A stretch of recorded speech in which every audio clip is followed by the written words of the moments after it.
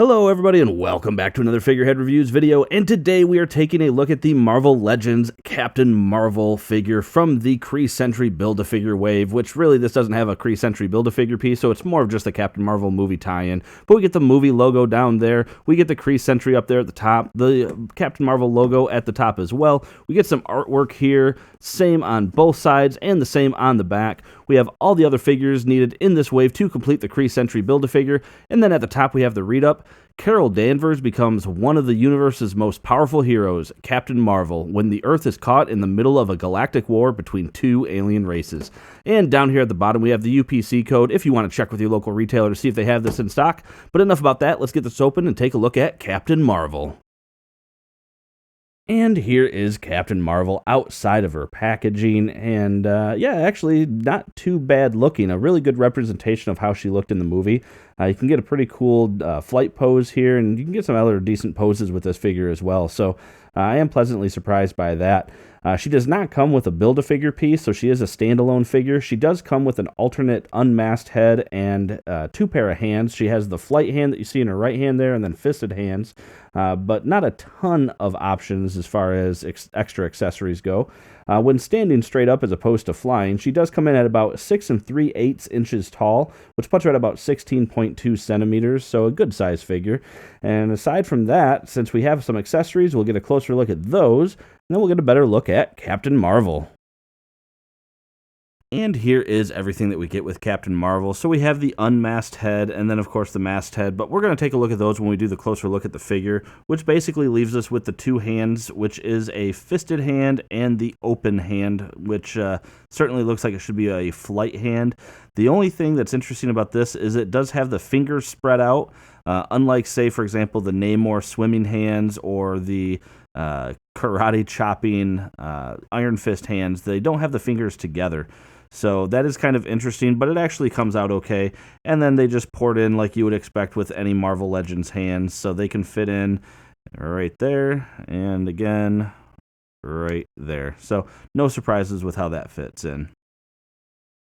And starting first here with our unmasked head for Captain Marvel, we can see the use of that digital paintwork again, and as always, up close, it looks a little rough, a lot of spots and dots and things like that. You can actually see they have her little beauty mark in there, but when we bring it out, all of a sudden, it looks a lot better. So just bear that in mind when we're looking at these up close, that this type of paint is meant for distance viewing and not necessarily up close, but I still like seeing up close because I think it's really cool when we get in like that and you can actually see how that paint comes out. I think that is neat. But overall, this head actually looks really good. It's a good likeness. It suffers from the same thing that all of the MCU actors and actresses suffer from with the head sculpt, which is a very plain look. No real emotion or anything being conveyed, just flat-faced. And I don't know, that I still wish we got some different emotions going on. But the hair sculpt came out looking good, and I like the subtle shading and everything they're doing. I think that looks, yeah, really good. And then we'll swap that out, and we'll get the masked head on here. And there we go. And then taking a look at the masked head, we actually do see that we get a little bit of a smirk there. And let's bring it up a little bit. See, the mohawk came out really good, and the shading on the mohawk came out looking the same as on the other head, so I like that. And overall, I actually like this mask design, and I do like the smirk, actually. I think that's very fitting for the character. But yeah, I like that. It looks good. Going down the rest of the figure, so we can see some pretty cool designs here, similar to what we saw with the Jan Rog one. We have just that Captain Marvel logo, which we had the Star Force logo with Jan Rog, and there's some subtle differences between it, but it's still a star-like emblem in the same spot. But then looking at the paint again, we get some inconsistencies. We can see the star logo looks like it was a little bit off. Looking here on the shoulder, some of the gold is a little bit off. Yeah, going down, not too bad. The belt looks like maybe there's some issues there with some paint, some smudging. These little triangles, the paint is not exactly aligned. That's pretty precision type painting that would have to happen though, so I'm not totally surprised that that's the case. Back of the figure looking good. We missed some spots there too. Yeah, a little rough looking, but, you know, whatever. And then going down, not a whole lot more. We can see a little bit of marbling there in the light. And then it looks like maybe we missed some paint again there, just not lined up. So, I mean, some issues with the lining up on the paint, but looking at the articulation, you got a head that can go down that far, look forward that far. Of course, it did twist. The shoulders, these shoulder pads are separate pieces. They're glued down lower, so you can actually bring them up pretty far and still get a good range of motion without messing with it. And then when you bring them back down, they do stick up a little bit, but it really, I don't think it matters. It looks good both ways. You do have full rotation. There's no bicep swivel, but you have a single jointed elbow with a swivel in the elbow there.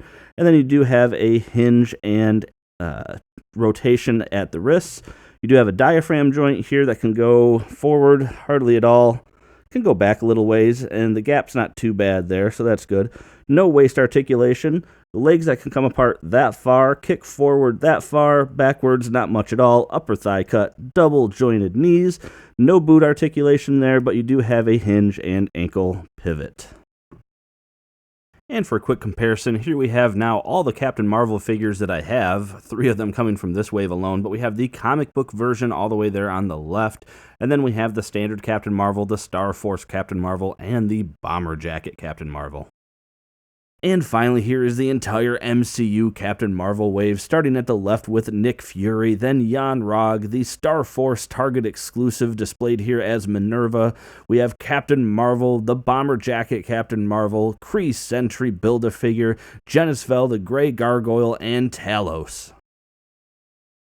And that about does it for this review, everyone, and I will be leaving a comment down below with my final thoughts on this figure. Make sure to do the same. I'd love to know what you think about the figure, about the review, or heck, even the Captain Marvel movie. Let me know in the comment section. Make sure to hit that like button if you like this review. It really helps me out. Subscribe for more content just like this. And aside from that, thanks for watching my video, and have a great day.